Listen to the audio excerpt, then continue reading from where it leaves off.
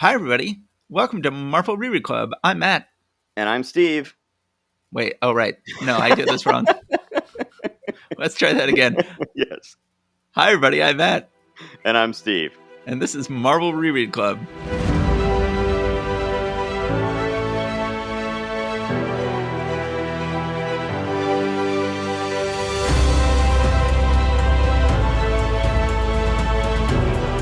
So, how you been this week, Matt?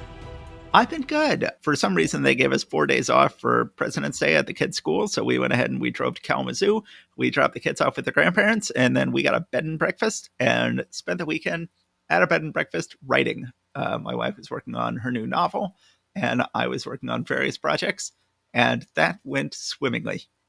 Great. That's fantastic. Yeah, my daughter also has 4 days for President's Day weekend, but the days are today and tomorrow. Okay, what have we been doing around here? Nothing of interest. So, reading comics. That's it. Let's go ahead and get into talking about them here.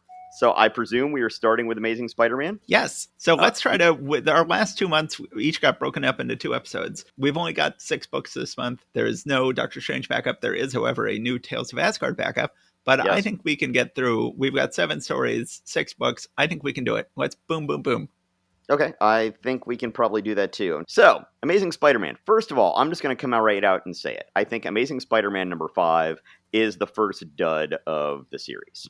I would not go so far as to call it a dud. I think it could safely be said this is the weakest issue so far. He's fighting Dr. Doom. Right away here on the cover, Ditko's not great at Dr. Doom. He just cannot get the hang of drawing Dr. Doom and making him look menacing. He is not very menacing in this issue. Not imposing. He's not threatening. He's not very menacing. It is a huge problem with this issue. However, I have a lot of affection for this issue. If you are going to be making the case that this episode is a total dud, I will be pushing back at you. Okay, well, get ready to push. I will. Just right up front, I just thought that the art in this issue was generally subpar, and I think that largely has to do with the fact that he's drawing this Kirby villain that isn't his forte.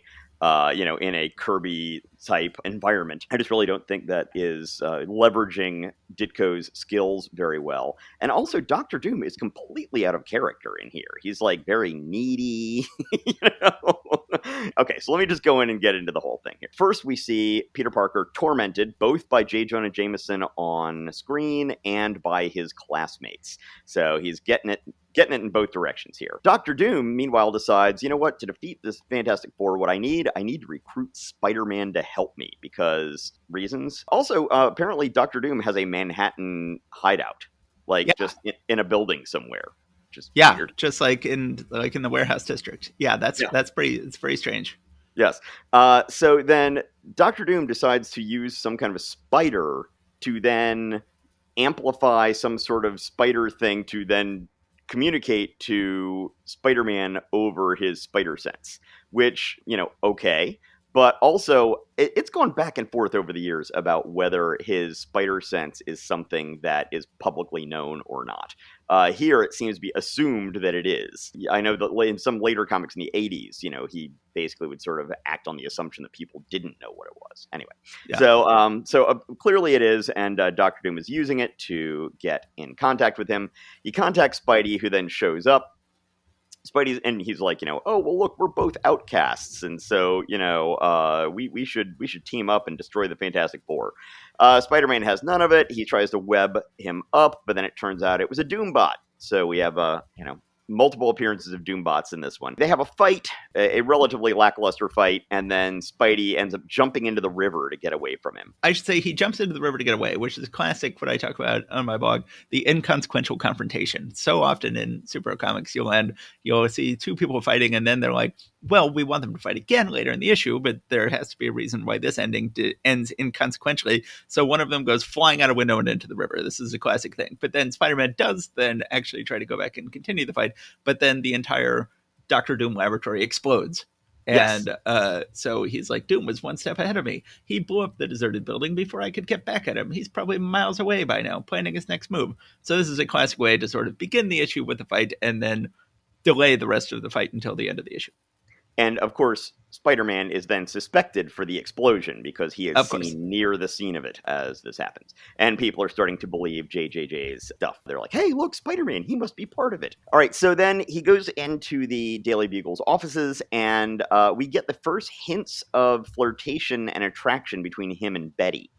Which we're going to see more of later in the issue, but this is the first glimpse of it. So she is defending Spider-Man. She's like, I think Parker is right, sir. I've heard some of our readers mention they think that you're jealous of Spider-Man for some reason, which brings us a whole nother issue of what exactly is the psychology of J. Jonah Jameson that is never made clear over the years. And then Peter thinks, well, I never knew I had an ally in JJ's secretary, and I never realized how pretty Betty Brant was either till now. Ditko, unlike his successor on the book, John Romita, is a glamour girl penciler.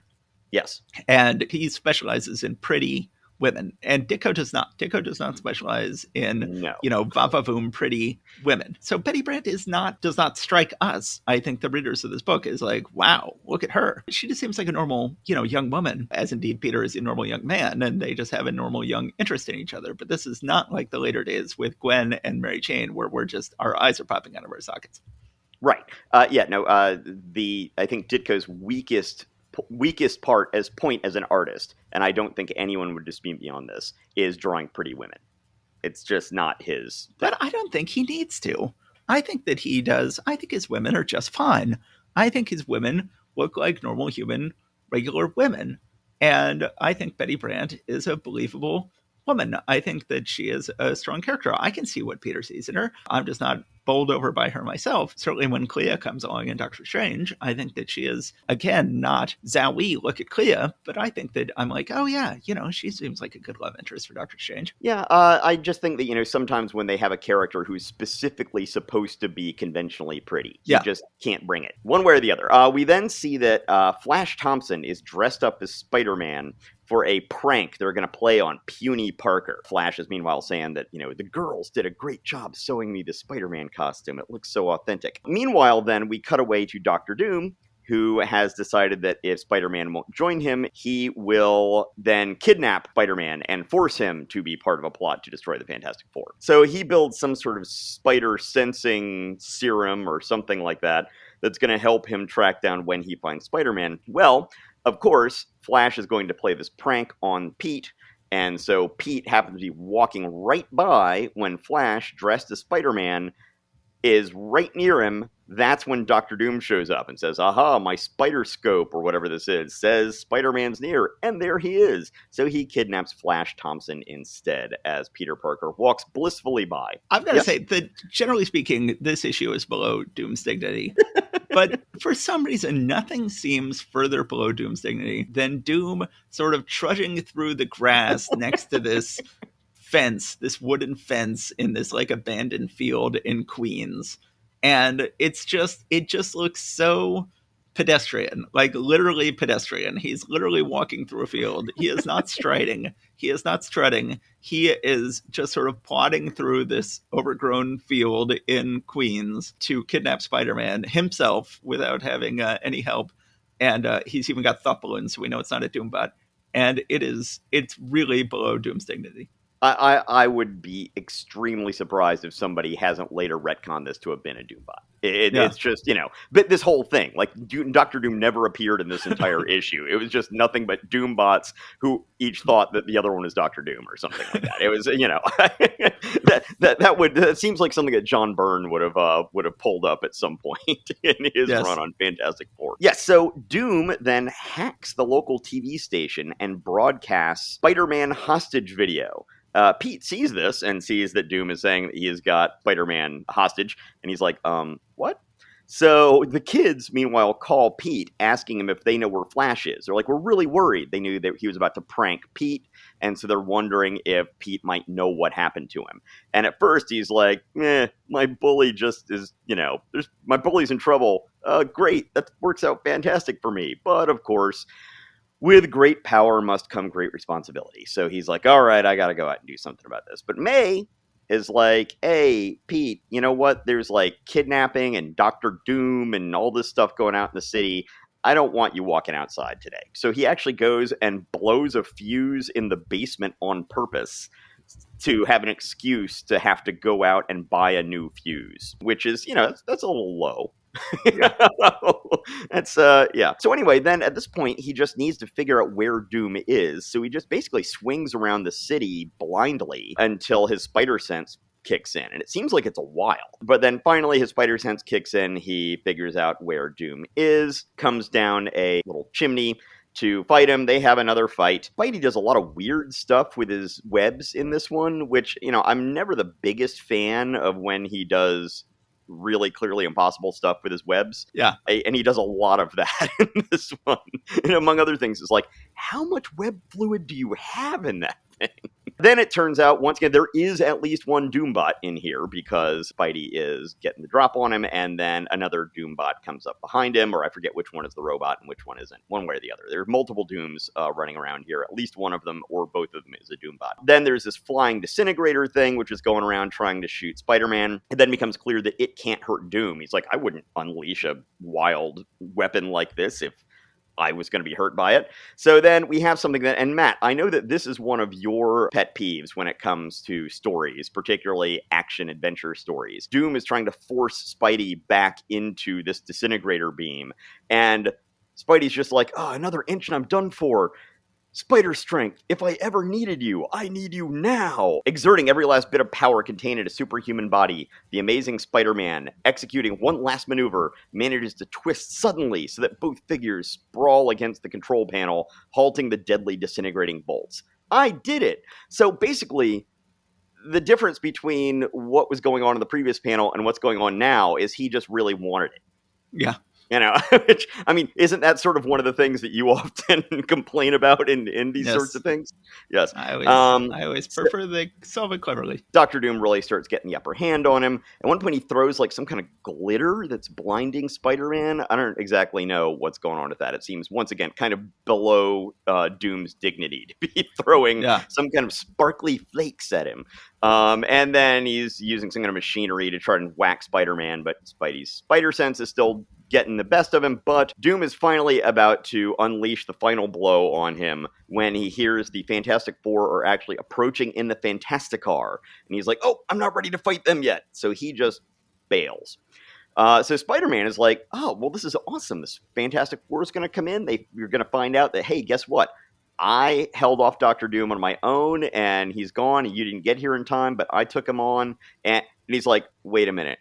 I told Aunt May I was just going to run out and buy a fuse at the corner store. Okay, I need to run.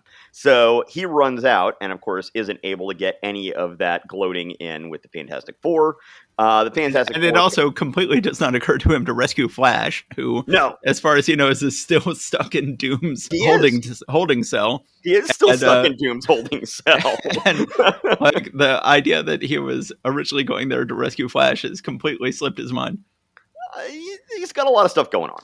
Yeah. Right. So then the Fantastic Four show up and they rescue the ersatz Spider-Man here. Then at the very end, we see Pete apparently has forgotten to take photos, and he did not stoop to his usual low photojournalism ethics, as you were talking about the other day. So he just doesn't have any photos, and JJJ is upset with him. Although Betty says, don't feel too badly, Peter. I may only be JJ's secretary, but I think you're wonderful. Which, it's like, oh, okay, well, that's okay, they were ratcheting this up a notch here. Next day, he's thinking about her a little bit, and like, okay, you know what, I think I like her. Comes up on his friends, and he's like, oh, well, at least Flash will have been taken down a notch by being kidnapped. And then it turns out that Flash is just bragging about all the stories about how tough he was with Dr. Doom, and everyone's like, oh, wow. Naturally, I wasn't scared of that crumb Dr. Doom. He couldn't keep me prisoner for long. Yeah, and then meanwhile, I presume Liz Allen is then just trying to twist the knife with Peter there about what a real man Flash is, and that he was able to stand up to Dr. Doom, unlike a panty waist like Peter Parker. There we go. I mean, certainly the weakest Spider-Man story we've gotten since the beginning of his everything. That being said, sounds like you enjoyed this story a little bit more than me. To be fair, they have had an impeccable run of 4.5 issues before this. 4 issues and then Amazing Fantasy before that. They had one coming, and they used it up here. I feel like it was a good idea to go ahead and put Spider-Man up against Dr. Doom.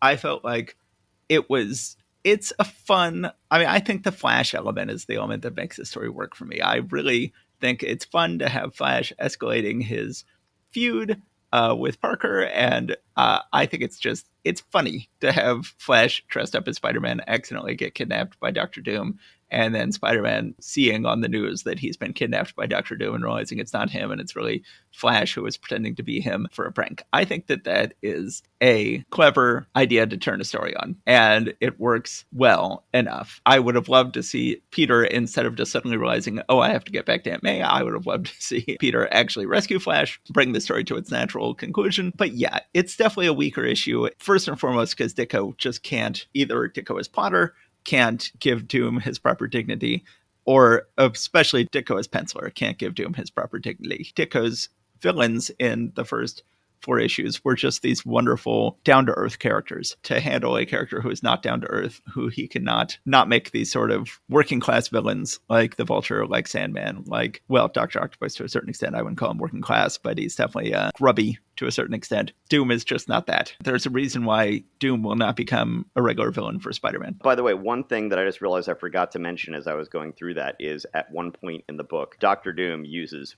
finger guns against Spider-Man. He says, I am not entirely without little weapons of my own, such as this most effective miniature finger gun. So I'm just like, oh, so he is using Isaac technology.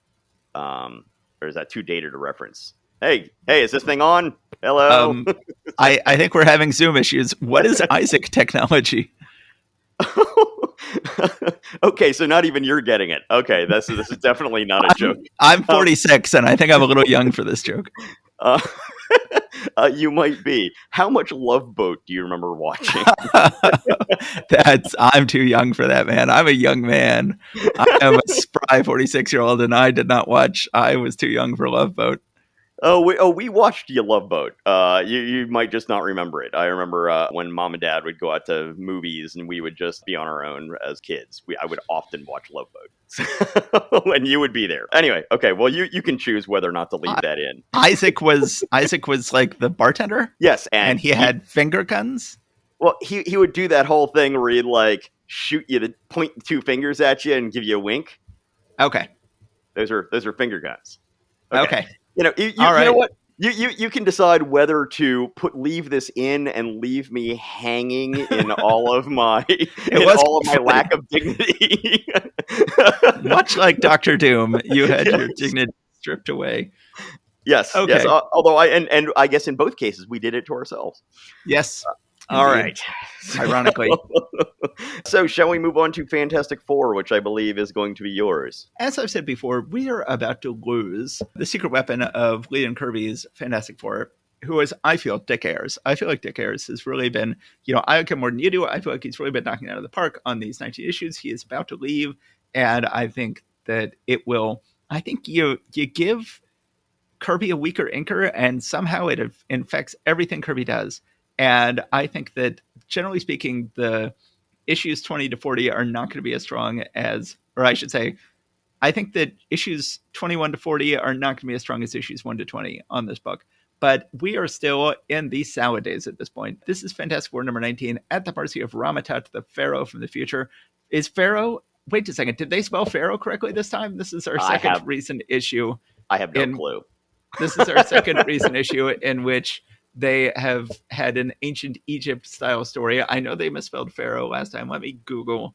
This looks like the same spelling they had last time, but I honestly have no idea how you spell Pharaoh. It's supposed to be A-O-H. So no, they're still misspelling it. At the mercy of Ramatat, the Pharaoh of the future, still misspelled. And you see on the cover, the 3 men are being hit by a ray gun, being shot by a white dude Pharaoh, and Sue is dressed up to be his bride. Yet another fantastic villain, yet another fantastic story. I feel like the Fantastic Four always are the best when they are somehow transporting themselves to a wild world of some sort, whether it is the future or the past or another planet. And this is certainly one of those. So we begin. The members of the team are looking for Ben. Ben is out walking with Alicia. They want them both to come back for a reason. They have found something amazing. Reed talks about when he and Sue were at an Egyptology exhibit to the Museum of Natural History, and he saw in the hieroglyphics that it looked like there was a cure for blindness in the hieroglyphics. And And he's like, specifically, the hieroglyphics indicate that it is a radioactive herb because the ancient Egyptians had a term for radioactivity, apparently. yes. So then Reed says, hey, remember way back in issue 5 when Dr. Doom kidnapped us and took us to his castle, which we never made clear at the time where it was, and sent us in a time machine, and then we left at the end? Well, I'll bet that castle is still sitting there abandoned and still has the time machine in it, which I did not bother to dismantle and take home with me. So it's probably still just sitting there. Dr. Doom probably hasn't done anything with it. We haven't done anything with it.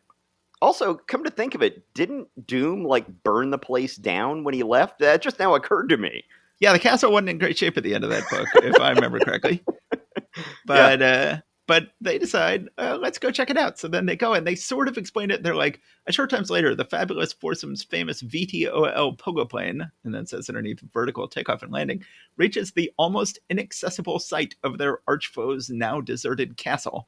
So the reason why no one has been here since they left it is that it is nearly inaccessible, almost inaccessible. Sure, so we'll go with that. And it still has crocodiles in the moat, which also didn't help.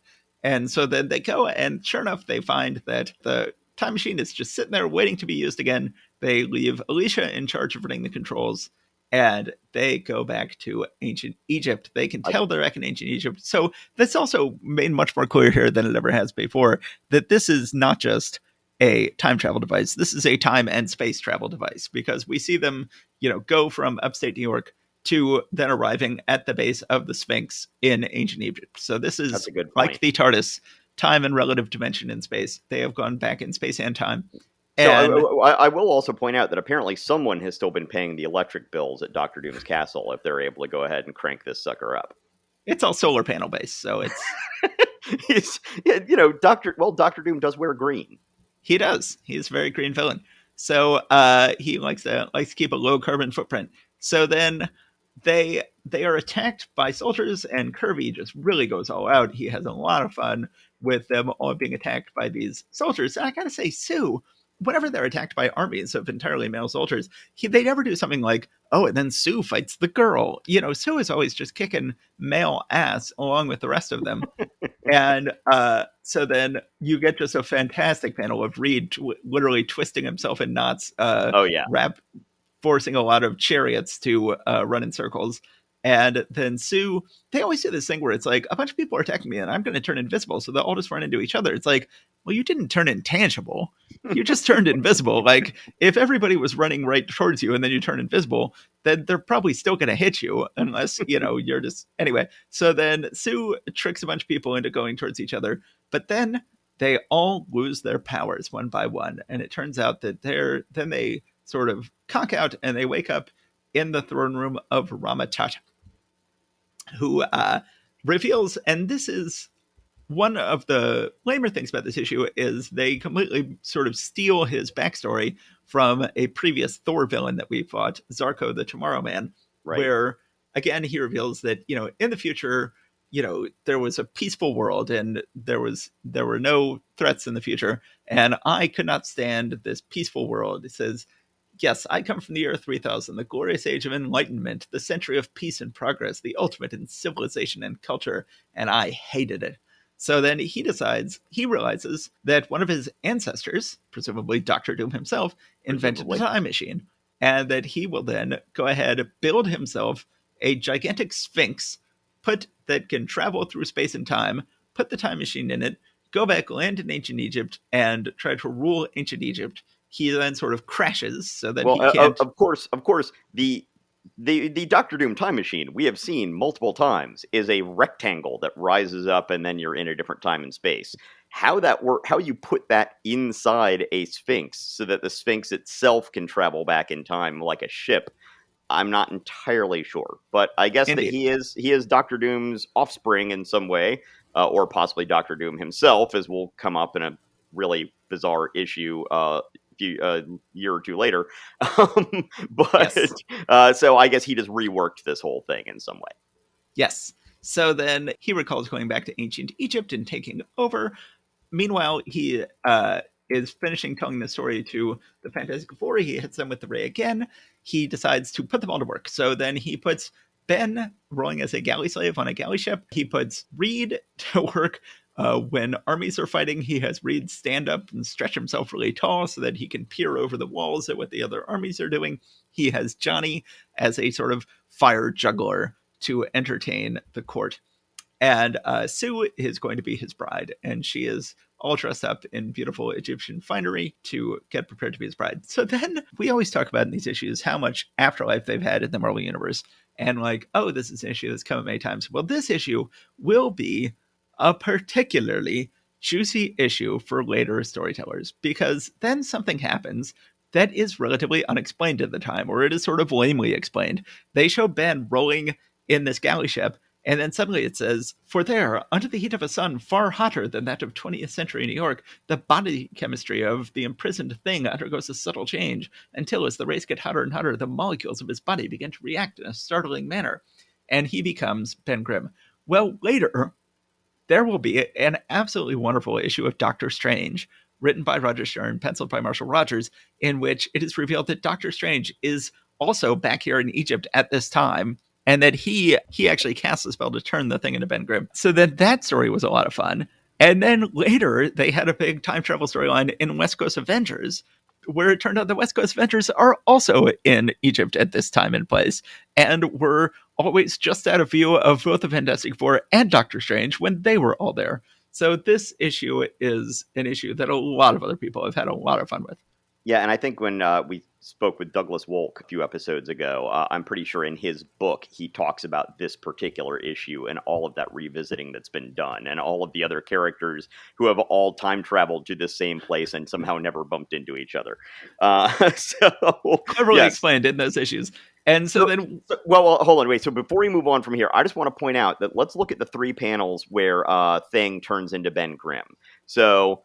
first panel, there he is the Thing holding the oar. Second panel, he's halfway Ben Grimm, and he somehow has already grown back his pinky, which, was not there in the previous panel. That's okay. That's going to happen. I buy that. But then in the third panel, he then is able to get out of his shackles because he's now smaller. Were there any shackles in the previous 2 panels? I assume they were being blocked by his stony hands, but yes, it's an excellent question. It was not clear in the previous 2 panels he was shackled at all, so it is funny. But so then we get an absolutely gorgeous sequence in which Ben Grimm breaks out across the deck of the ship, ducks his way out, swims away from the galley, commandeers a chariot, chariots his way across town. It is a gorgeous sequence. We then cut to the throne room where Johnny is entertaining Sue and Ramatut. Ben sneaks in from behind, grabs Ramatut's gun, knocks him out. He then gets knocked out, but just before he passes out, he turns the gun on Sue, releases Sue. Sue then gets knocked out, but just before she gets knocked out, she turns the gun on Johnny, releases Johnny. Let's just be clear. They established earlier that shooting the gun at somebody once removes their powers. Shooting it at them again returns their powers. Exactly. And that the Thing had turned back into Ben Grimm, and that released him from the spell. But then here he's turning back into the Thing, and so then he was that's why he passed out, is he was recaptured by the spell. So then that's why we're shooting the gun at the people, and they're getting better.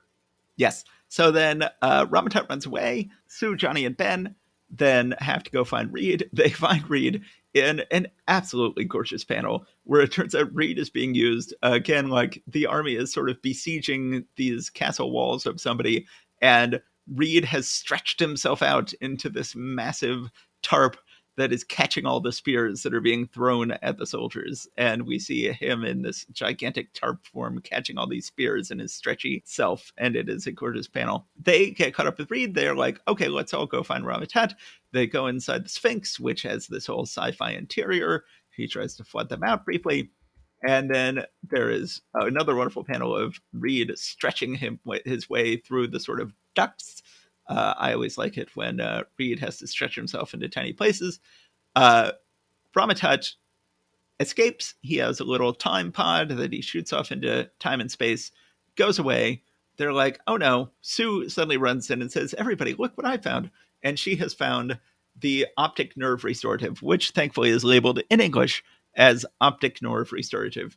Oh, okay, so let me just mention one thing that we forgot to talk about earlier was that Rama Tut, or whoever the guy was who named himself Rama Tut, was somehow blinded in his trip back into the past, and then this whole radioactive herb was something that was made radioactive by his Sphinx time travel machine, and that had cured his blindness. But here's the other thing that I meant to mention. So they have a discussion when they wake up in Rama Tut's throne room, and Rama Tut is speaking to them. They're like, "Hey, how do you know who we are? And why do you speak English?"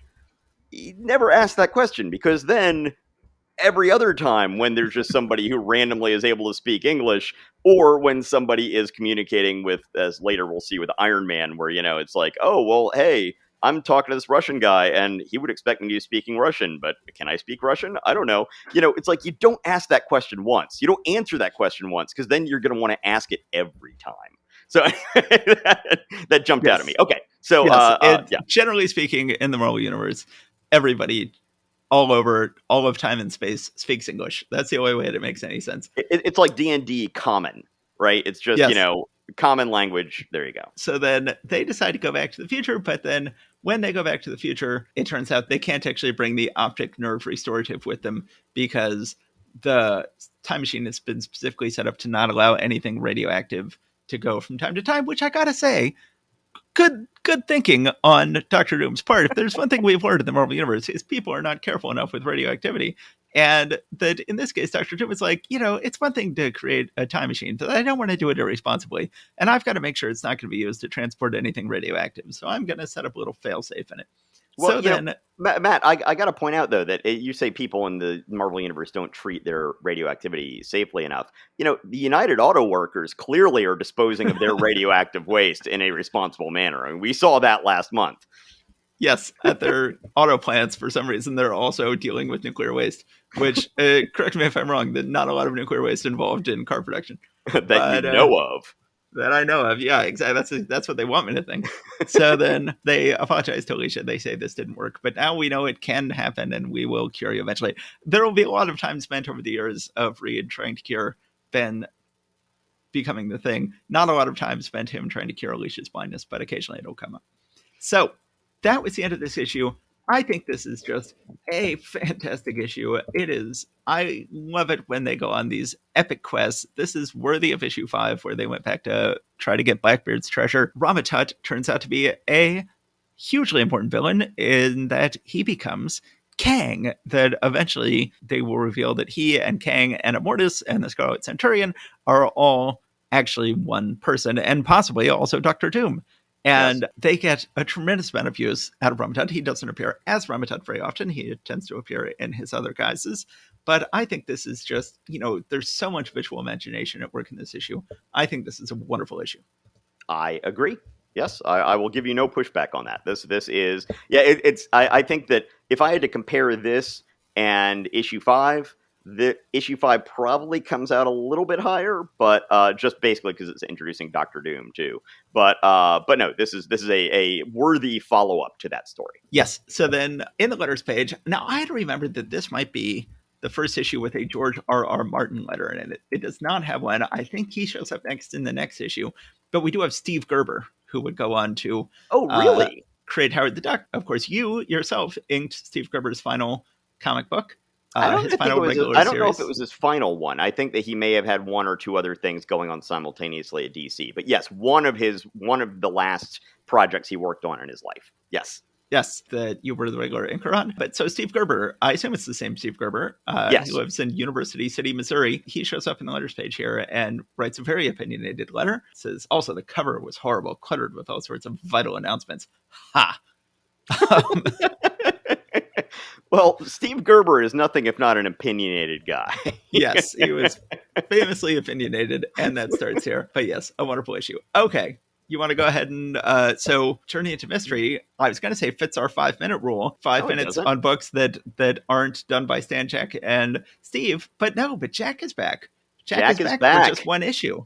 Well, Jack is back. I should say, so it's very strange. So with this issue of Turning into Mystery, first thing you notice is Jack is back. The lead story is penciled and possibly plotted by Jack Kirby.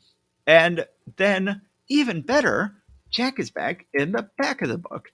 that you have Tales of Asgard, Jack Kirby's long-running series that will run in this issue and the next 40 issues or so of just stories about Asgard that is in the back of the book. Again, credited to Stan Jack, generally perceived to be probably something that was more Jack than Stan by people today. Although Stan would very much, Stan, that was one of the few times Stan would audibly push back against that. He would be like, people think I had nothing to do with Tales of Asgard. It's not true. But specifically, it would really get Stan's back up when people would say he had not had anything to do with Volstagg, because Stan was very proud of Volstagg. And it's like, no, I created Volstagg whole cloth, had nothing to do with Jack. Anyway, but so then I assumed when I saw that Tales of Asgard started in this issue, and I know Kirby did every edition of Tales of Asgard, I assumed that Kirby must be back to stay in the front of the book, but he's not.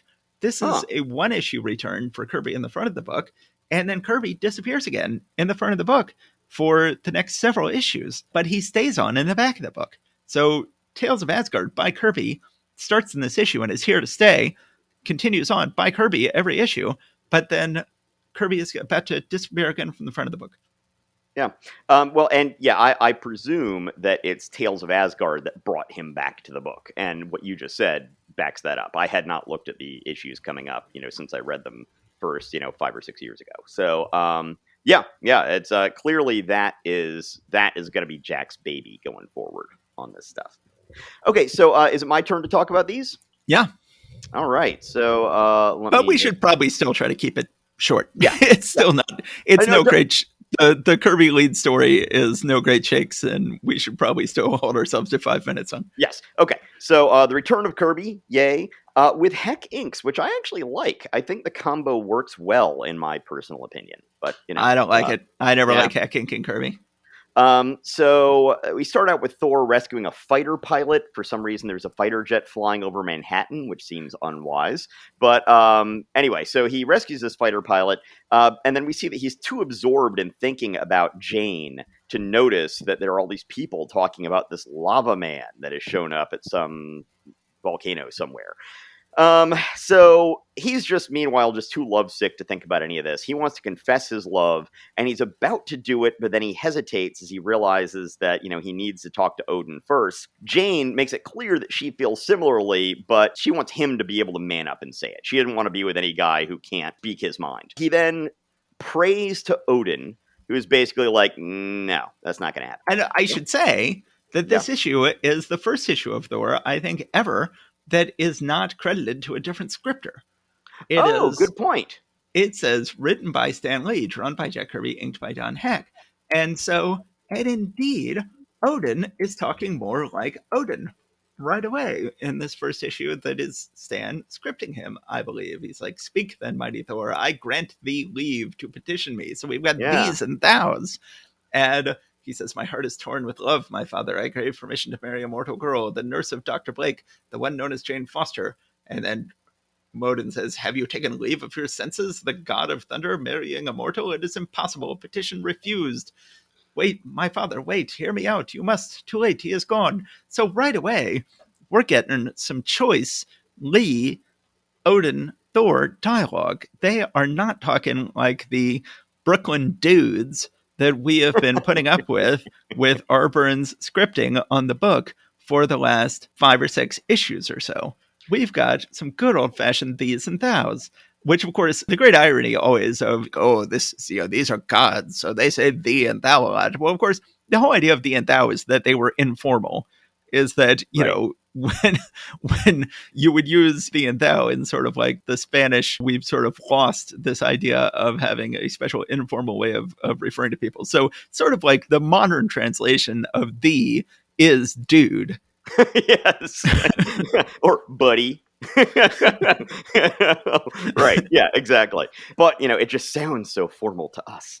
Yes, it does. But you was the formal version. Thou was the informal version. And but for some reason, when we got rid of that and became more egalitarian in the English language, we did it by treating everybody like they're a lord. Yes. So when Odin says, I grant thee leave to petition me, that's less formal than saying, I grant you leave to petition me. It's like saying, I grant you leave to petition me, dude.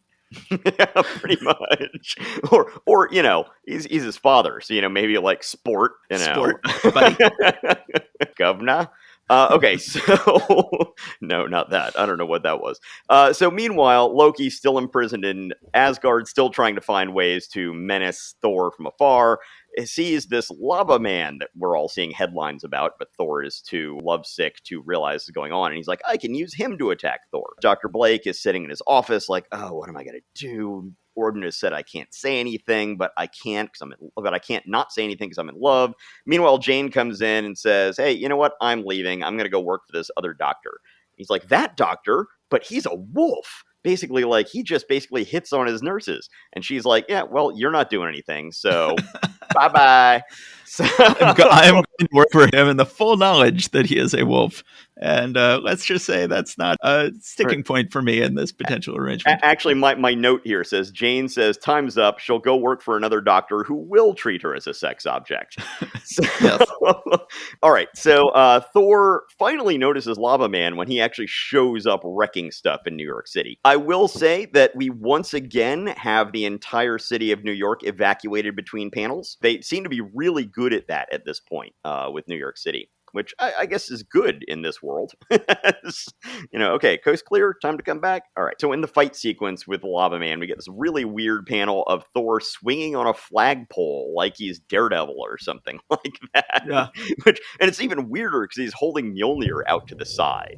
It's just like, it just looks very much below your dignity. Lava Man then somehow coats Thor in quick dry lava. It's only dry, right? I mean, anyway. Lava Man's like, oh, no one could get out of that. I will leave you now to be helpless there.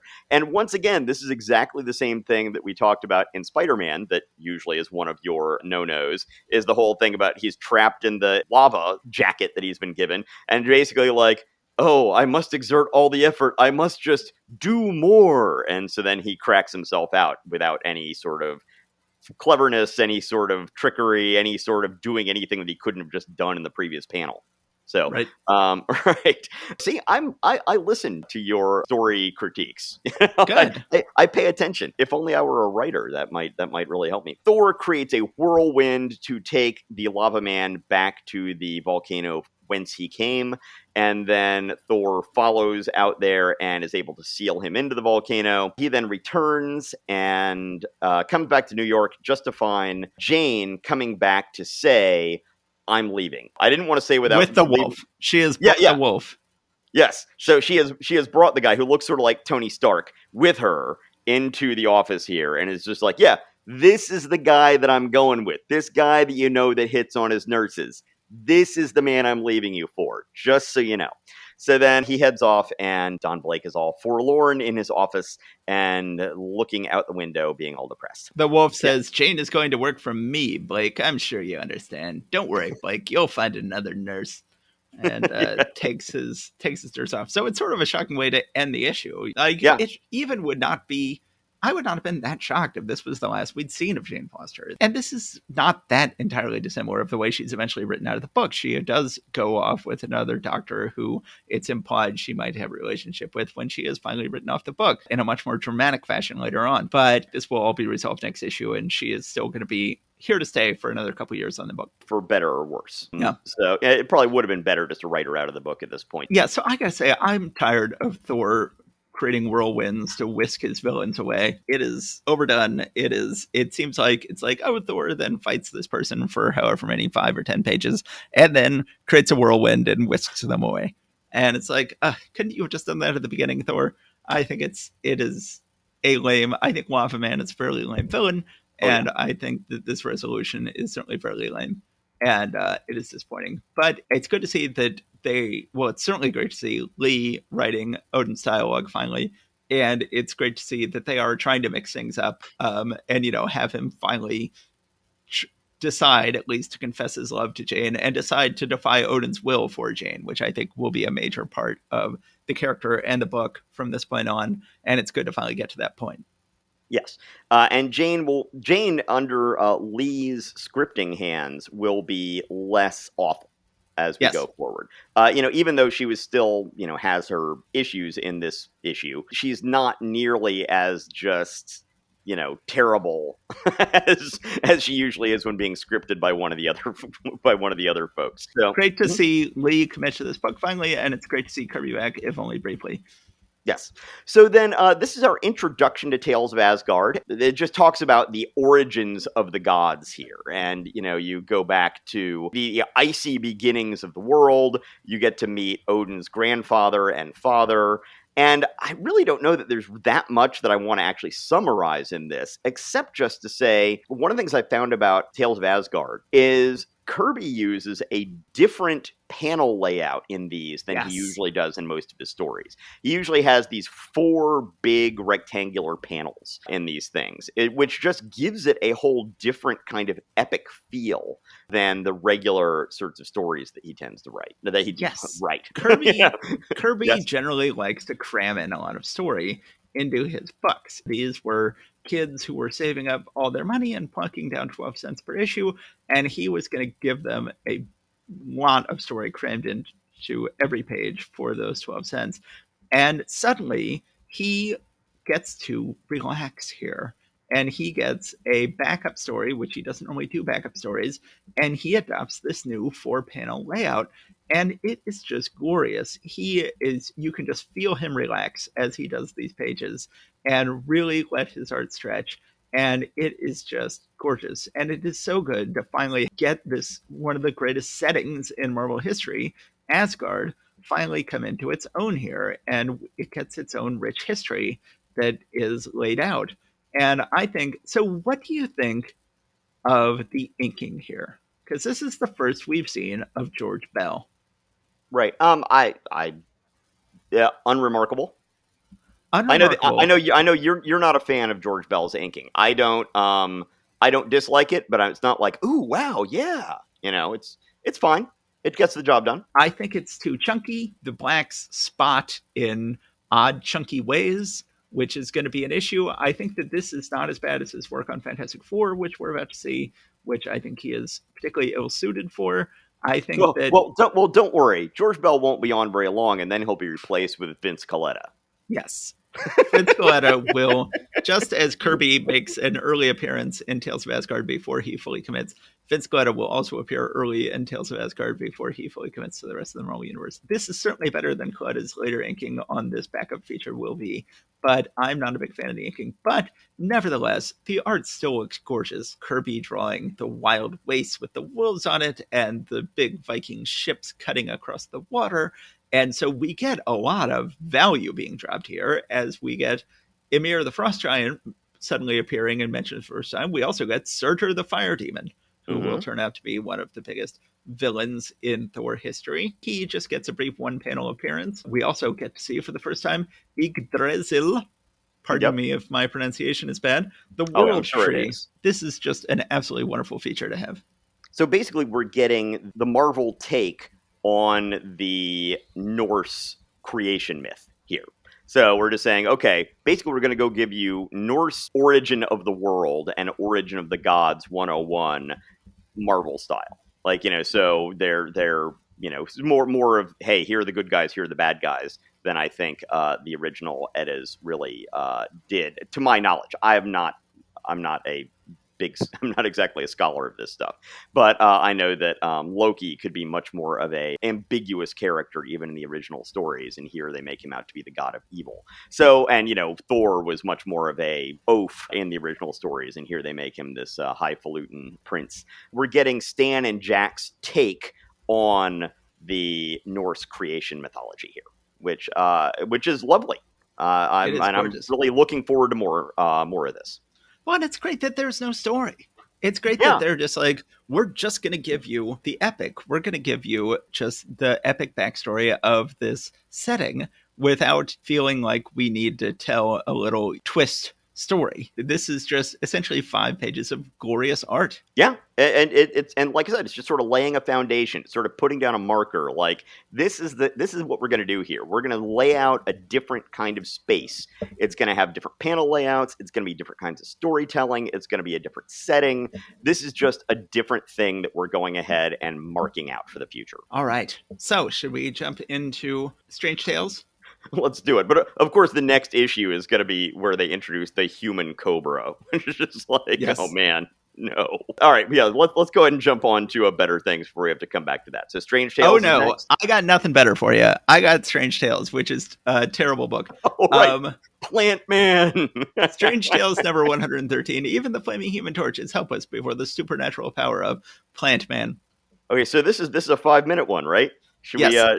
we get Set a time the this timer. one? Okay, hold on But just 1 second. it says on the cover, you can go ahead and start. You can get ahead. in this issue, meet the Torch's newest girlfriend, lovely Doris Evans. So this issue, to me, not only is this issue the first appearance of Doris Evans, she's called Doris on the cover, but already by the end of her first page, and indeed he calls her Doris Evans when he thinks of her in the first panel, but he's already calling her Dory Evans by the end of the first page, and that will be the name she will be known as to history. But I think that the importance is not just that we meet Dory Evans, who will go on to be a major character, but that this is really the birth of Johnny Storm, One Woman Man. Yes. And I have never liked, on those occasions in Fantastic Four history where Johnny Storm is portrayed as being a wolf who is always chasing after a bunch of different women and always on the make, I always basically that's not going to be true for most of Johnny's history. And he is going to be with Dory Evans for years. Then he is going to pretty much transition directly into being with Crystal for years. And then he is going to be with Frankie Ray for years. He is going to be with Alicia Masters for years. And I think that Johnny is someone who is looking for love. I think Johnny is someone who is looking for long-term relationships. And I'm never convinced and never a fan of it when he is shown as someone who is just in it for kicks. I think he is someone who is looking for a serious relationship. And here we have one. We have his first serious relationship begins here. And but there's this great irony in this relationship in that she does not like Human Torch. She only likes Johnny. She considers him to be a showboat when he flames on. And she says, Johnny Storm, how dare you fly here in that freakish, fiery getup? What do you think this is? A circus? And holy smokes, I don't get it. Dory's mad as a hornet. So, of course, Dory Evans, this is a fun little irony to have him dating someone who doesn't like it. But then it's interesting because then he thinks later she's forcing him to ride in a bus, which he finds humiliating. But he's saying, it actually could be good to have a girlfriend who's not super into me being Human Torch in case maybe someday I can't be Human Torch anymore and then I finally have somebody who likes me for me instead of just what I could do. But, of course, the big problem with her as character is that she is literally a wet hen. She is literally a character who is a damp blanket. She is someone who is always trying to snuff out our main character, putting a damper on the proceedings, quite literally. So she is never going to be a very fun character. Certainly his later girlfriends will be a lot more fun to read about. So once again, we get story plot, Stan Lee, story script by Joe Carter, who, as you pointed out, is actually one of the all-time great comic writers, Jerry Siegel, and art, penciling and inking by Dick Ayers. When he goes over to Dory's house, it just so happens that in the background, her father is firing their gardener. Their gardener has invented new special sci-fi shears to make plants come to life, but the father doesn't care. He's fired. And then he, of course, later, now he already has special sci-fi shears that can make plants come to life, but then the shears are hit by lightning, which makes them make plants come to life even more so. And come to lifer. Come to lifer even more so than before. And so then they get hit by lightning and he says, fan my hide. It's a miracle. My invention isn't broken. And then suddenly the plants start fanning his hide. It's like going, the plant, it's fanning me. Wait, I just exclaimed, fan my hide. Is it possible? Can it be? Well, when you consider the various things he could have exclaimed there, it's a good thing that he exclaimed the truly bizarre exclamation, fan my hide. Yes. Good thing he wasn't saying well, chap my britches or something like that. Or I'll be damned. I don't know how they would have made that happen. So then Plant Man, very lame in all sorts of ways. A really lame outfit. He just wears a green overcoat and a green slouchy hat. And no spandex involved here. He goes ahead, decides, because Dory's father fired him, he goes ahead and frames him for a crime. Johnny then has to investigate. Johnny quickly figures out it was the gardener who got framed, goes to fight him. Plant Man is able to defeat him with wet plants, which of course are no good for Johnny. Finally, they go back and forth. They have several fights. Plant Man is hitting him with acorns that feel like bullets. Then there happens to be a gigantic vat of water there. He's going to pour the vat of water on Johnny. Then Johnny says, got an idea. It's my only hope. Uh-oh. I'm out of time. Okay. He says, giant fireball, it's now up to you. If you fail, it's the end of the torch. And then he sends a gigantic fireball into the sky and says, you're beaten, Plant Man. The fireball's intense heat is evaporating their moisture. Without moisture, they can't live. And now they're attacking you. Because of the increased intelligence you've given them, they realize that you got them into this fix. Says, how dare you revolt against me? Your master, stop, you fools. I command you. No, no. And then the revolting creatures break the magical shears that have brought them to life. And so again, I was like a little bit of irony. Oh, it's ironic that he made the plants smart enough to realize that he was a terrible master to them. But no cleverness, not a good story, fairly lame. One thing that's happening more often in these books is the villains are getting away. Plant Man, in this case, hides inside a hollow tree and Johnny can't find him. Yeah, it's kind of lame. Yeah. It's like, oh, well, we're at the page where we're supposed to end now, so I guess the guy gets away. Yeah. Yes. So then he thinks at this point, now that he has cleared her father's name, that Dory will like him a little better. Dory will like Human Torch a little better. But she says, you're such a nice boy. Now, if only you could conquer your mad desire to keep flaming on all the time. And he says, you can't win. The end. Yeah. Well, Plant Man, I believe Plant Man comes back in a later issue here in Strange Tales before he then eventually joins Count Nefaria's crew to fight the X-Men at one point years from now. But along with the Eel, they're both in that particular batch of henchmen. Yeah. This is an issue that they printed. Of course, the real tragedy here is no Doctor Strange. There's no. This is the last ever issue without Doctor Strange in it, I believe, and he will make a glorious return next issue. But there's nothing more dreadful than just a Strange Tales issue that has no actual Strange Tales in it and just has poor old Johnny Storm trying to keep up the front half of the book and failing. Plant Man is lame. Joe Carter, aka Jerry Siegel, does not coat himself in glory in his scripting. But it is, I do think, a major issue in that we have the birth of Johnny Storm, one woman man. Johnny Storm, serial monogamist. Johnny Storm, serial monogamist, which I think is Johnny at his best. I think that is the heart of Johnny's character. Is Johnny is actually looking for love, actually is a serial monogamist. I think that there will be a lot of great stories to be had out of Johnny's search for love, his serial monogamy from this point, and not a lot of great stories to have of him as skirt chaser. Well, and to be fair, he is maybe 17 at this point. So, there's probably a little brief period when the hormones first kick in and he's interested in girls that, he's just like, girls. And then, but then he figures out, oh, you know what? I actually want a partner. I want I want someone I can spend some time with. But then I also, though, I agree with you on the whole Dory Evans thing, that I think it's a great idea to give him a girlfriend who likes him for him, but doesn't like his superheroing. I think that could be a really nice foil, but they just don't handle it well.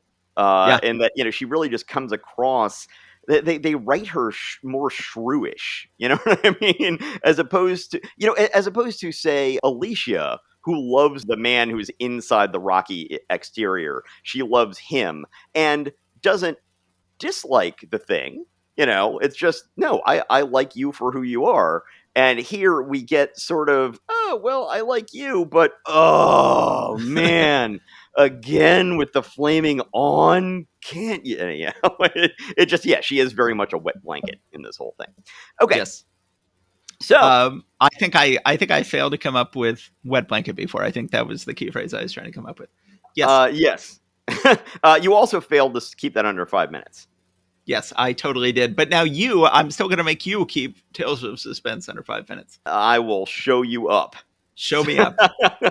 Okay, so once again, the timer, and maybe I'll need to go ahead and vary my timer tones at some point here, but for me, it's always by the seaside on my iPhone here. So, okay, here we go. 5 minutes. Okay, so we have Tales of Suspense. He is fighting the Crimson Dynamo, and it starts out, it's going to have another failed rocket test. Which is, an ongoing theme. God. How many have we had? This has got to be I'm famous for my hyperbole, but I think this is at least the 8th rocket test that's been tampered with to force it to crash so far in the Marvel Universe. It's happened twice last month, and here it happened several times again in this issue. So on the splash page, they are teasing that that's going to be happening later in the issue. But then we actually get to see Khrushchev full on, like a whole as a character with dialogue and thought balloons and motivations and caricature faces and everything. So he is coming to speak to Ivan Vanko, his one of his greatest scientists. In their interactions back and forth, it's made clear that all commies know not to trust other commies because they're commies, and I'm a commie, and I know I can't be trusted, so I can't trust him either. So everybody's just like waiting with a knife held behind their backs, just waiting to go ahead and bring it out and shiv you in the ribs. And yes, they very much play that up in here. Yes. Crimson Dynamo is what Ivan Vanko is called, or Ivan Vanko. I don't know. And so he's doing a demonstration to show how his electrical armored suit can help destroy Iron Man. So he has a fake Iron Man show up, a robotic Iron Man. And of course, Khrushchev cowers when he sees the fake Iron Man and also the tank demo. He also takes out a tank.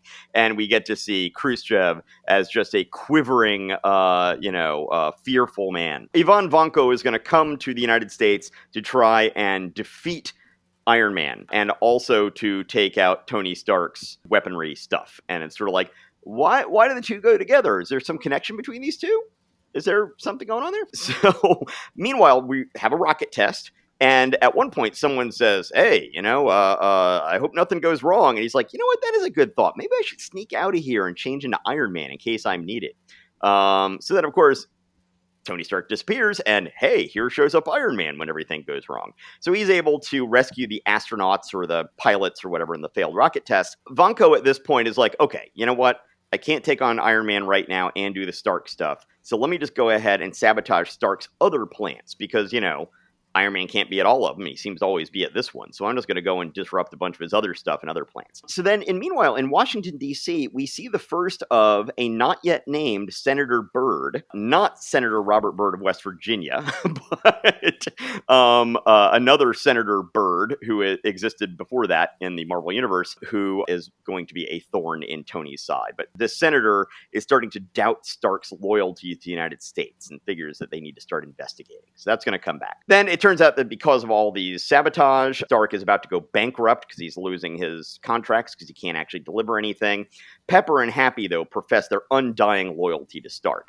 It's funny, they were just introduced the previous issue, but, that's fine. So then Vanko finally decides to come back and attack Iron Man directly, and their fight feels like feels like kids fighting together. At one point, Iron Man's like, oh, but I have a force field because you can't do that. And, it just very much feels like elementary school kids. And then Iron Man records. He has a little miniature tape recorder. This is supposed to be like, one of his high-tech gadgets.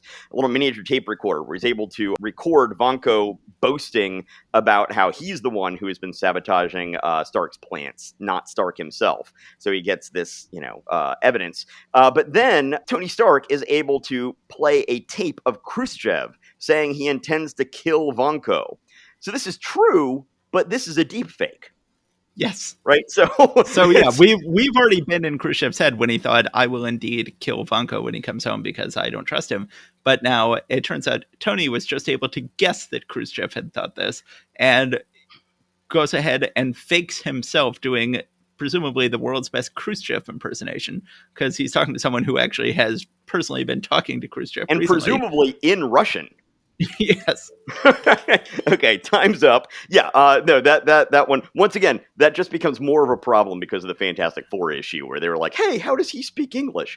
So then there's the final thing here is Vanko then when he hears that Khrushchev is supposedly, but not really, but actually really going to kill him when he comes back, Vanko transfers his loyalty to Iron Man and gets a job with Stark. And then Khrushchev throws a fit back in Moscow. So there we go. In terms of other discussions on this, I imagine that I'm going to get some pushback on this, but I really kind of like the look of Crimson Dynamo's armor as drawn by Heck. It's unique. I mean, it's unique. It is kind of cool looking. It is very squat. Yes. So you get, I assume this is Kirby doing the cover, and on the cover, you get much more of a traditional Kirby armored figure, and this is not that on the inside. It is a very fat and bumpy, strange robot type thing. Later, the Crimson Dynamo will not look like this. Later, he will look much more normal. But I like it too. I think it's fun. I think Heck does generally a good job on this issue. I think that Yeah, I am. As I said, I'm starting to. Hex negative qualities are starting to creep in a little more at this point, but we still have some flashes of delightful illustrations, and this issue is one of them. And yeah, I think that him being a dynamo, like a generator of electricity, I'm guessing that this is supposed to bring to mind like the copper coils that yes, would be. And so anyway, it's a unique look. And I like some of Heck's character design in this month. Actually, I will say that I've got lots of problems with the porcupine we're going to see later, but I like the way that Heck renders him. We'll see that yes. a little bit. And All right. I love the sequence of Khrushchev being chased down by the tank and Yes. sort of doing this sort of waddling fat guy run as he's being chased by the tank and sort of squatting down and cowering in fear. It's really a lot of fun. He looks sort of like an ape or a bear or something like that. Yeah. Yes. So very well done. Appropriately enough. Yes, appropriately enough, indeed. And it's good to see Happy and Pepper reappearing as a strong supporting cast, which I think this book badly needed. So I guess we just have one more to go, Tales to Astonish. Is that correct, or did I miss one? Yep, just one book left. No X-Men or Avengers this week. They're both bi-monthly at first, so we just have Tales to Astonish number 48, Ant-Man and the Wasp, Battle the Porcupine. So now we've talked about how on the covers of every one of these books, including last issue of Tales of Suspense, they were like, oh, introducing in this issue 2 supporting characters who will be legendary for years to come, Pepper Potts and Happy Hogan. And it's like, that's actually true.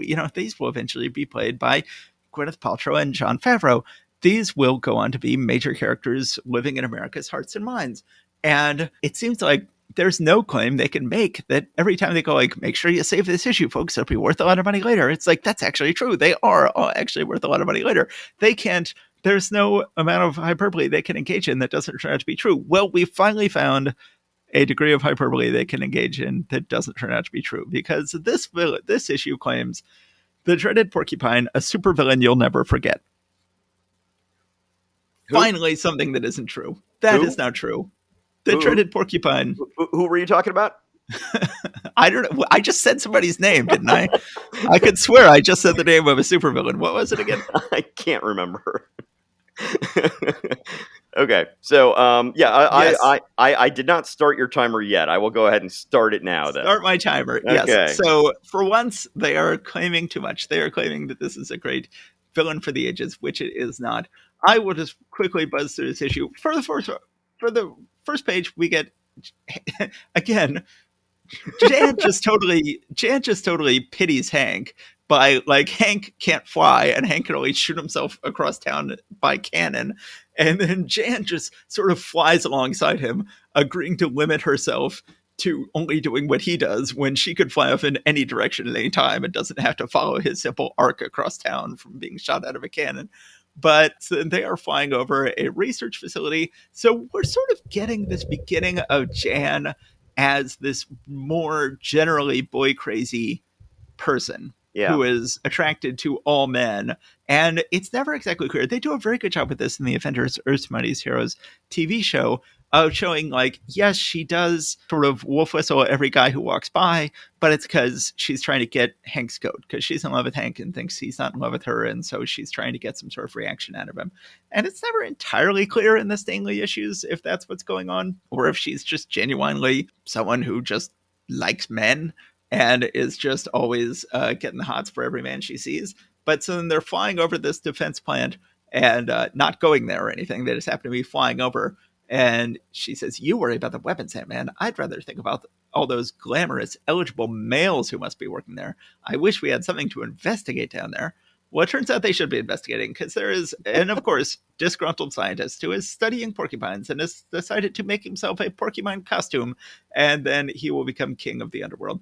And well, of course, he's at first developing this for the military, but then he's like, oh, why should I just turn this over to the military for like a measly raise? I need to go criming with this thing. And by the way, it's disgruntled scientist combined with beard.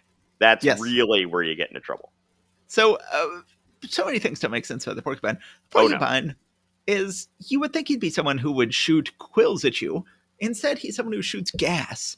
That his porcupine quills on his costume shoot gas out at you in various ways. And, you would think, shouldn't he be Skunk Man? Skunk Man, that's someone who shoots gas. Skunks shoot gas at you. Porcupines don't shoot gas at you.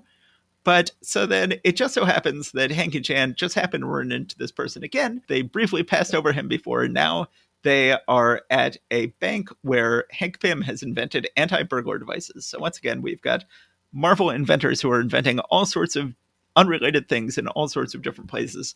I have a note that says, "What kind of scientist?" What kind of scientist is he? He's a scientist who is a molecular biologist who also invents anti-burglar devices. Porcupine shows up to prove that the anti-burglar devices don't work, and he shoots gas, like porcupines do, into the crowd. Jan was already feeling kind of sick, and so then she gets some gas, and that doesn't help. And so then Porcupine goes ahead and gets into the vault. He steals stuff. He can also fly, because we all know porcupines can fly. Again, yes. So many animals you could have been that do fly, but I don't know if there are any flying gas spraying animals you could have been, but you chose one that is neither flying nor gas spraying.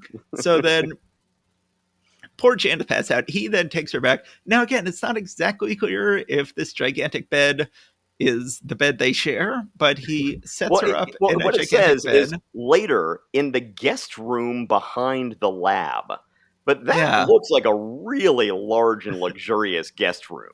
Yeah, I think that's quote guest room, unquote. Like, oh yes, here's my guest, Jan. She stays in my guest room. By the way, I also stay in the guest room in this gigantic bed we have together. So then Hank then goes back out to find Porcupine, confront him. Porcupine drops him. This is shades of the first Ant-Man movie. Porcupine dumps him in a full bathtub. That's the death trap, a full bathtub. Jan wakes up from her illness, realizes that Hank is there, goes to rescue him, and he's like, "Oh, I'm so glad you've come to rescue me." She's like, "Yes, I've come to rescue you by having a bunch of ants come down into the tub and rescue you." And it's like, well, wait, isn't that what Ant-Man does? Doesn't Ant-Man control ants to have them do things for him? Why is she doing that? But they make it clear that somehow she is using these ants to rescue Ant-Man. Yes.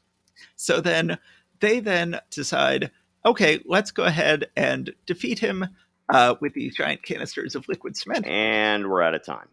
So and that's it. Thanks for playing. That's the end of the issue. So then at the end, he says, "Now I'm going to bring you something, Jan." And she says, "What can it be? Furs, jewelry, or perhaps a ring?" He says, "Here, Jan, I got this for you. Aromycin. I want you to go back home and take this antibiotic. I don't want you to have a relapse of the flu." And she says, "Henry Pym, I hate you." And he says, "Like I always say, you can't please a female," which is basically the same line that ended the Human Torch story we just read. So in terms of the whole, like, what kind of scientist is he that he doesn't know that antibiotics do nothing for the flu? It's like, dude, like, my dude, you actually work in biological sciences for something. I mean, I know not human doctor stuff, but come on. But yeah, actually, one of the things I know you always talk about villains that don't have a consistent theme, and my notes for this one were just all like, pick a theme. and like at one point you missed the thing where he says when he robs another bank using paralyzing pellets and hypnotic pinwheels. I just have once again in all caps, theme. And then at the end when they make the like bags of liquid cement that they then spray on him, and they clog up all of his quills except for the jet quills. Again, theme. So, but I really do like the way that he is rendered by Heck. I mean, this is, other people were not able to pull this, the rendering of this costume off nearly as well as Heck does here. I love the unique look of his gas mask. And, But why would a porcupine have a gas mask? Well, because he's actually a gas man. Gas man. He gives him the gas face. Is that another outdated reference? Kids? Anything? No? I don't know what that means. What third? Wasn't Third Base the name of the group? The name of the group? It's a Yes. rap group from like the late '80s. And I remember Third Base. their big hit was "Give 'Em the Gas Face." I don't know. No. Okay. I am old, people. I am You are old, and I old. am making old references from my unknown generation's time. Nobody's heard of these people. We're called Generation X, and we believe it or not, are not imaginary.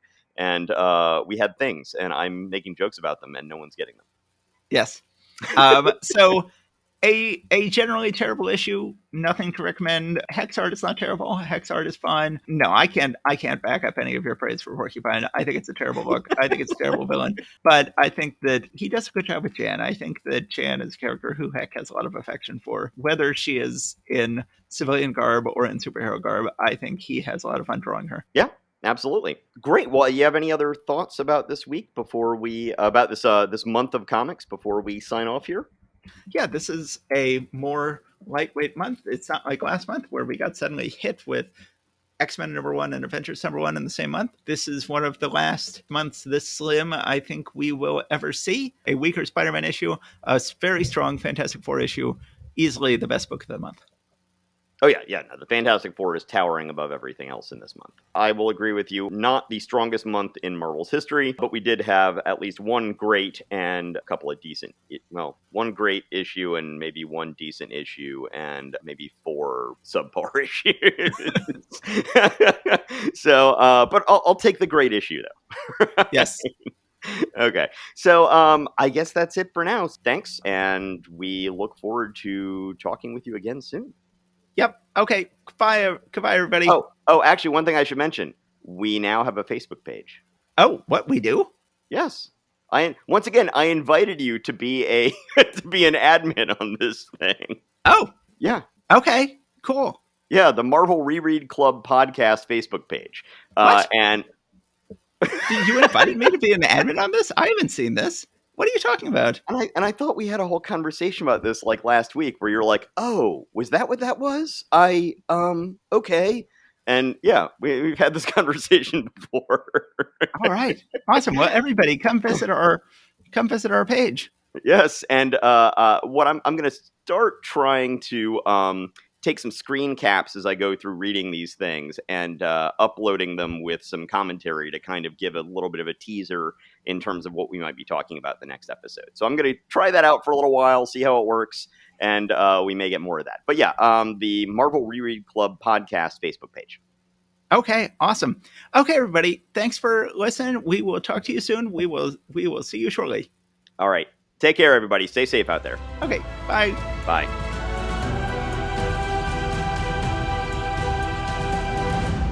Thank you for listening to Marvel Reread Club. Please subscribe and rate us wherever you found us. Go to secretsofstory.com and click on Marvel Reread Club in the sidebar to find notes and join the discussion about this episode. See you next time.